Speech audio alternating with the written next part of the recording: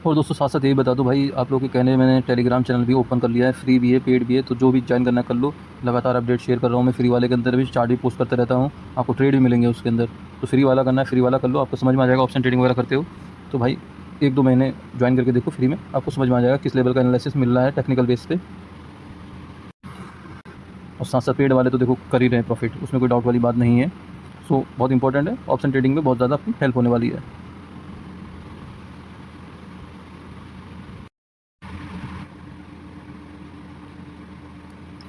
Welcome viewers, और बात करेंगे विप्रो स्टॉक के बारे में। इसके ऊपर लेटेस्ट न्यूज़ क्या है, क्या इसने अनाउंसमेंट वगैरह करी है, क्या इसमें आगे प्रोबेबिलिटी है, क्या इसके टेक्निकल टारगेट निकल के आ रहे हैं, और जो भी मैंने इसमें लिखा है भैया महा तेजी किस रीज़न से आएगी, कब आएगी, उस सारा लॉजिक मैं एक्सप्लेन करने वाला इस वीडियो के अंदर। और ट्रम्प साहब की फ़ोटो क्यों लगाई है वो भी बताने वाला हूँ। तो पूरा वीडियो देखिएगा तभी आपको लॉजिक समझ में आएगा। सबसे पहले डिस्क्लेमर, और जो लोग पहली बार वीडियो देखे हैं उनसे कहूँगा भाई देखो, मैं लगातार विप्रो के ऊपर वीडियो बना रहा हूँ, लगातार अपना एनालिसिस शेयर कर रहा हूँ, और जितने बार मैंने इसके अंदर वीडियो बनाया है उतने बार मार्केट के अंदर रिएक्शन देखने को भी मिला है। तो देखिए, जिसको ज्वाइन करना है फटाफट सब्सक्राइब कर लीजिए, हमारा चैनल बहुत काम का होने वाला है। साथ साथ में IT सेक्टर के देखिए SCL के ऊपर भी लगातार आप लोगों के साथ अपना व्यू शेयर कर रहा हूँ, और टेक्सटाइल में तो कर ही रहा हूँ। और अगर आप जुड़ते हो तो आपको समझ में आ जाएगा किस लेवल का लॉजिक है। ये देखिए वीडियो, HDFC बैंक को भाई 15% गिरने को बोला था, 12% गिर गया भाई, किसी ने नहीं बोला होगा, पूरे मार्केट में चेक कर लो। देखिए ओवरऑल बात करूँ मैं विप्रो की या फिर IT सेक्टर की, तो 2026 के अंदर बहुत ज़्यादा प्रेशर में रहे हैं पूरे IT सेक्टर, दबाव में रहा लगातार, चाहे विप्रो हो चाहे SCL हो, सबके सब। अब लेकिन क्या इसके अंदर आने वाले जो समय है उसमें क्या तेज़ी आने वाली है बड़ी वाली, क्योंकि भैया गिरावट तो इनके अंदर हो चुकी है। ठीक है, अभी जो लेटेस्ट क्वार्टर के रिजल्ट आए थे उसमें क्या बात हुई थी, जो रेवेन्यू था भैया उसमें अंदर कह सकते हो सीमित बदलाव रहा। जो मार्जिन होते कंपनी के, इतना उथल पुथल के बाद भी उन्होंने उसके अंदर नियंत्रण रखा, और जो मार्केट का एस्टीमेट था या एक्सपेक्टेशन थी नेट प्रॉफिट उसके आसपास गया। तो रिजल्ट तो इन्होंने ठीक ठाक दे दिए हैं। ठीक है, तो मतलब फंडामेंटली कोई ख़राब नहीं आ रहा है मैटर, पॉइंट समझना। मैनेजमेंट क्या बोला, तो भैया उन्होंने बोला AI और क्लाउड सर्विस पर कंपनी का फोकस लगातार बढ़ा रहे हैं। तो भाई जो आगे जो टेक्नोलॉजी नहीं आ रही है या आने वाली है या और बढ़ने वाली है जिसके काम, उस पर इनका फोकस है। ठीक है, दूसरा क्या बोला उन्होंने कि भैया आने वाले तिमाही में हमारे पास कुछ डीलें हैं जो पाइपलाइन में हैं, पाइपलाइन में मतलब एग्जीक्यूट हो सकती हैं कमिंग क्वार्टर के अंदर, तो ये भी पॉजिटिव है। थर्ड क्या बताया, लार्ज डील बुकिंग पर कंपनी का भरोसा कायम है। तो मीन्स कह सकते हो लार्ज इनके अंदर डील की जो आने की संभावना है वो हाई है इनके पास। तो जो मैनेजमेंट की कमेंट्री थी वो भी पॉजिटिव थी, और वो कमेंट्री ऐसे नहीं था कि भाई हवाबाजी थी। पिछले कुछ महीनों से उनको बहुत सारे ऑर्डर भी मिले हैं, कॉन्ट्रैक्ट भी मिले हैं, मैंने इसके वीडियो बनाए थे भाई। ठीक है, जिसने नहीं देखा वो देख लेना। तो इनको लगातार ऑर्डर भी मिल रहे हैं, कॉन्ट्रैक्ट भी कर रहे हैं, एग्रीमेंट भी कर रहे हैं, तो काम काज में कोई दिक्कत नहीं है। साथ साथ ये इन्वेस्टमेंट भी कर रहे हैं AI में, मैंने बताया था ना इन्होंने वो खरीदा था, मैंने सब कवर करा हुआ है।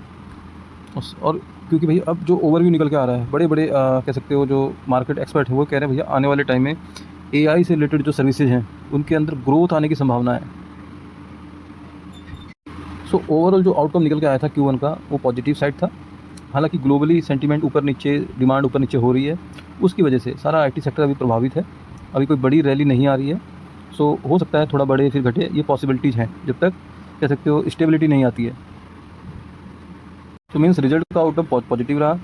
अब देखते हैं ब्रोकरेज वगैरह क्या बोल रहे हैं इसके लिए। तो कोटक वाले बोल रहे हैं भाई 270 का टारगेट इसके अंदर आ सकता है। ठीक है, अभी भी करंट प्राइस से 270 बहुत आगे है। नुमाना क्या बोल रहे हैं 305 तक का टारगेट आ सकता है। JP मोर्गन 300 का टारगेट, CLSA 335 का टारगेट,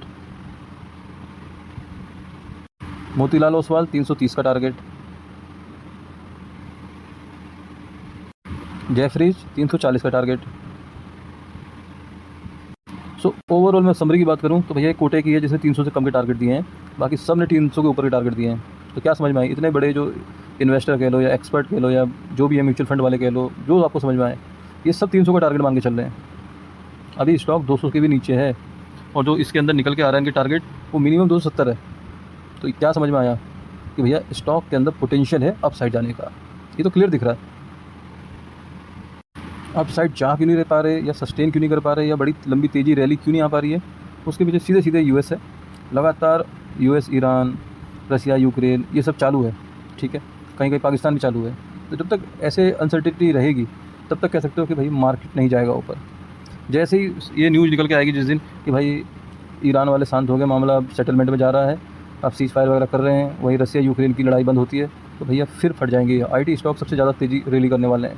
अब वो ये सब न्यूज़ 1 साल के अंदर आती है, 2 साल के अंदर आती है, तब तक वेट करना है आपको। लॉजिक समझना, ठीक है। ये पैसे लगाने का टाइम है, ना कि कह सकते हो डरने का टाइम।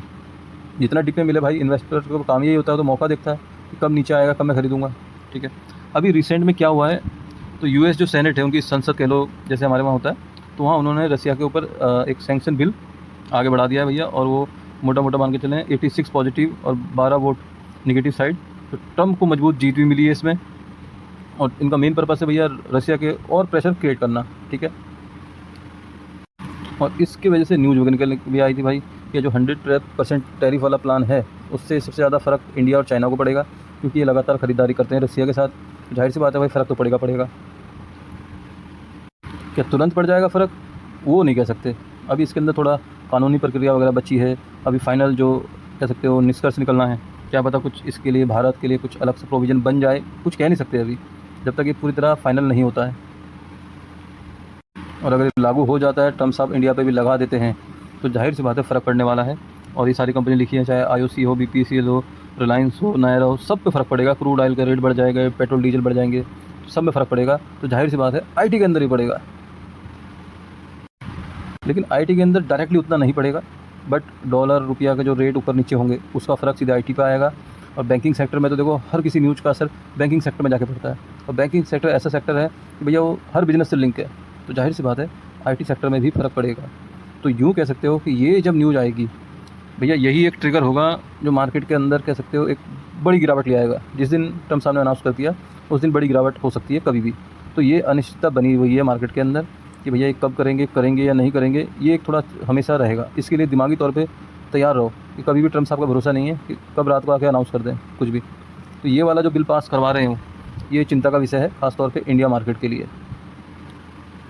अब चलते हैं मेन सेगमेंट की तरफ, जिसका नाम है टेक्निकल। आपको देखो फंडामेंटल समझ में आ गए होंगे, न्यूज़ क्या चल रही है वो भी समझ में आ गए, आगे क्या भविष्य में क्या योजनाएं हैं वो भी समझ में आ गई होगी। अब टेक्निकल और समझ लेते हैं, तो जिसको नई एंट्री करनी है उसको भी समझ में आ जाएगा चीज़ें, जो ऑलरेडी हैं इन्वेस्टर उनको भी समझ में आ जाएगा। और टेक्निकल में अपनी पकड़ थोड़ा सा कह सकते हो बाकी सब चीज़ों से अच्छी ज़्यादा पकड़ है, तो इस सेगमेंट को ढंग से सुनना। अभी देखिए स्टॉक कहाँ पर है। अगर मैं टॉप से काउंट करूँ 320 से आज की डेट में स्टॉक पहुँच गया भैया लगभग 45%, और गया तो ये नीचे लगभग 50%। तो 50% का डिप ले चुका है ऑलरेडी स्टॉक। अब क्या ये जीरो हो जाएगा, जिसका जवाब है नहीं, ठीक है। लेकिन जैसे ही ट्रम्प साहब ये सब अनाउंस करते हैं, उस दिन कह सकते हो कि एक बड़ा झटका तो लगेगा, हर सेक्टर में लगेगा। अब देखते हैं IT में कितना लगता है, क्योंकि अगर मैं बात करूँ इसका, तो देखिए अपना जो आखिरी सपोर्ट कह लो, आखिरी रास्ता, इसका मैंने लास्ट वीडियो में भी कवर किया था कि भैया 175 या 180 के नीचे रहेगा, तो फिर इसके टारगेट डाउन साइड बहुत बड़े आ सकते हैं, 130-35 तक भी आ सकते हैं। अब ये वहीं पर रेंग रहा है, कह लो, ये दिशा अपनी निर्धारित नहीं कर पा रहा कि इसको जाना कहाँ पर है, ठीक है। लेकिन ये एक इंपॉर्टेंट सपोर्ट है, इसके नीचे अगर प्राइस रहता है तो फिर तो भैया ऐसे करके गिरेगा ये, ठीक है। ये मत समझना कि इतना गिर गया और क्या गिरेगा, नहीं भाई।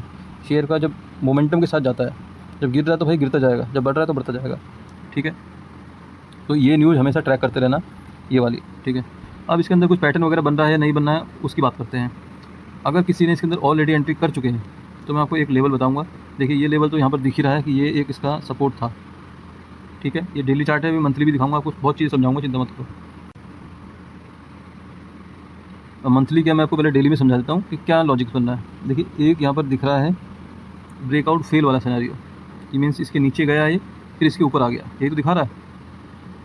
अब जब तक इसके ऊपर है तब तक तो भैया हम इसको मानेंगे कि यहाँ पर जो डाउन साइड के ट्रेडर थे वो सब हुए ट्रैप, और 175 के ऊपर जब तक ये रहता है तब तक ये अप साइड जाने की संभावना इसके अंदर ज़्यादा है।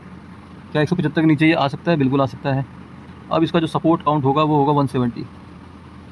एक चीज़ ध्यान रखना, ये 170 के ऊपर जब तक क्लोजिंग कर रहा है तब तक अप साइड का प्लान है।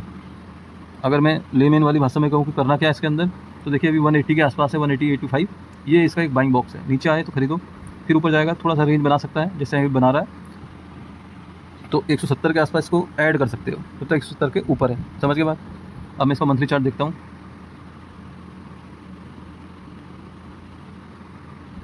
अब आप बोलोगे आपने वो कैसे लिखा कि 350 की टारगेट, वो समझाऊंगा मैं अब। देखिए एक मैं यहाँ पर ट्रेंड लाइन बनाऊंगा मंथली के अंदर, ये सब बना रहे होंगे, और दूसरी ट्रेंड लाइन यहाँ पर लगाऊंगा मैं ये ऐसे करके, जो ब्रेकआउट फेल किया है। अब देखिए मंथली कैंडल जो क्लोज हो रही है वो इसके ऊपर क्लोज हो रही है, आप समझ रहे हो। ब्रेकडाउन दिया लेकिन अगली कैंडल रेड नहीं बनी, ग्रीन बनी है, और ये ब्रेकडाउन फेल कब कंफर्मेशन में चेंज हो जाएगा, जैसे ये इसके ऊपर निकलता है, जिसका लेवल होगा लगभग आप मान के चलो 200 के ऊपर इसकी क्लोजिंग आना शुरू हो गया, तो भाई साहब फिर ये कंफर्म हो जाएगा कि हाँ भाई ये ब्रेकडाउन फेल बिल्कुल करा गया है यहाँ पर लोगों को बाहर जानबूझ के, ठीक है। अब मैं अपसाइड की बात करूँ तो देखिए एक ये kind of cup and handle कह लो, उस टाइप का पैटर्न बना रहा है। हम इसको ऐसे करके देख लेंगे, यूँ करके, और यहाँ से अगर ये बाहर निकला तो भाई साहब इसके टारगेट बहुत बड़े आने वाले हैं। अगर मैं एक टारगेट बताना चाहूँ आपको, देखो तब आपको समझ में आएगा मैंने किस लॉजिक से लिखा। इस टॉप से रखूँगा मैं, इस बॉटम से इस टॉप तक की दूरी होती है लगभग 190 पॉइंट। अब हो सकता है ये ब्रेकआउट यहाँ पर दे, जहाँ से ब्रेकआउट देगा वहाँ से आप 180 से 190 पॉइंट काउंट कर लेना। तो मैं मान के चल रहा हूँ यहाँ से देगा तो 180 पॉइंट देखो कहाँ तक होते हैं, 450 दिख रहा भाई। अभी ब्रेकआउट देगा कहाँ से वो इंपॉर्टेंट है, तो इस हिसाब से देखना है। और ऐसा मत समझना कि भाई ये टारगेट कल आ जाएगा परसों आ जाएगा, लॉजिक लगाना है इस टाइप का, ये वाला। यहाँ से गिरते गिरते इसको टाइम हुआ 2022 से और 2026 तक, इसने लगाया यहाँ तक 4 साल, तो ये अगले 4 साल का टारगेट होगा इतना, जितना मैंने अभी आपको बताया। वीकली और देख लेते हैं एक बार। वीकली के अंदर मुझे एक चीज़ यहाँ पर साफ दिख रही है कि भाई इसने यहाँ पर एक रेंज बनाई थी और उसका दिया इसने ब्रेकडाउन। ये रेंज थी इसकी, जो कि उसको अभी इसने तोड़ दिया है, और अपसाइड थी ये। इसके अंदर ये बहुत वीक तक रहा, ये एक कैंडल वीक की है, तो देखिए कितने टाइम रहा, 4 वीक में, 1 महीना, 2 महीना, 3 महीना, लगभग 4 महीने इसके अंदर ही था इस प्राइस के अंदर। 4 महीने बाद निकला है नीचे, 86 के नीचे निकला 4 महीने बाद। तो चांसेस हैं कि ये जाए, इसको भी तोड़े और फिर इसके नीचे आ जाए, फिर थोड़ा बहुत यहाँ पर टाइम पास करे, क्योंकि 4-5 महीने का कंसोलिडेशन का ब्रेकडाउन था ये। इतनी जल्दी हम इसको कंफर्म नहीं बोलेंगे भैया हाँ ब्रेकडाउन है, हो सकता है ये रीटेस्ट हो, ऐसे करके चले जाए, ये पॉसिबिलिटीज़ है, ठीक है। तो ये इसको क्रॉस कर देगा जिस दिन 213 रुपये के ऊपर टच करके चाहे नीचे आ जाए, फिर ये पैटर्न कर देगा कंफर्म। इस हाई के ऊपर गया तो मीन्स हायर हाई बनाना शुरू कर देगा, जो कि इसने अभी नहीं किया है। तो एक बड़ी तेज़ी की कंफर्मेशन कब आएगी, 213 से ऊपर जिस दिन निकला ये, बहुत बड़ी तेज़ी इसके अंदर आएगी। उसी दिन नहीं आएगी, उसके बाद नीचे आएगा, फिर ऐसे करके जब निकलेगा ना तब इसके अंदर एक रैली आएगी। तो क्या समझ में आया आपको कि एक तो 186 के ऊपर ये क्लोजिंग देना शुरू करता है तो ये पॉजिटिव रहेगा। दूसरा इसने देखिए लगातार 2 ग्रीन कैंडल बना दी है, पॉजिटिव कह रहा हूँ मैं, बनाई तो 3 है लेकिन पॉजिटिव बना दी है 2 लगातार। तो 170 के ऊपर आराम से इसके अंदर खरीदारी की जा सकती है। टारगेट मिनिमम बताऊं तो मिनिमम में टारगेट इस ट्रेंड लाइन का ले लो, ये यहाँ तक तो जाएगा। और जो कि अगर हमें करंट प्राइस से बात करूँ, यहाँ से देखो यहाँ तक भी जाता है तो तब भी 50% से ऊपर का प्रॉफिट होता है। तो ओवरऑल क्या निकल के आया कि भैया इसके अंदर एक बढ़िया रैली तेज़ी आने वाली है। हो सकता है ये इस वाली ट्रेंड लाइन को फॉलो करे। ये देखिए यहाँ तक आ रहा है, मैंने अभी क्या बताया था कि ये इसको भी तोड़ेगा, हो सकता है यहाँ तक टच करे फिर नीचे आ जाए, ये भी हो सकता है। तो एक टारगेट आएगा इसके अंदर जो आपको जहाँ पर प्रॉफिट बुक कर ही लेना है, थोड़ा बहुत तो कर लेना भाई। एक तो यहाँ पर, दूसरा यहाँ पर, तीसरा जब ये रीटेस्ट करे और फिर निकले, तीसरा टारगेट होगा इसका इस वाले कंसोलिडेशन का, ये यहाँ तक।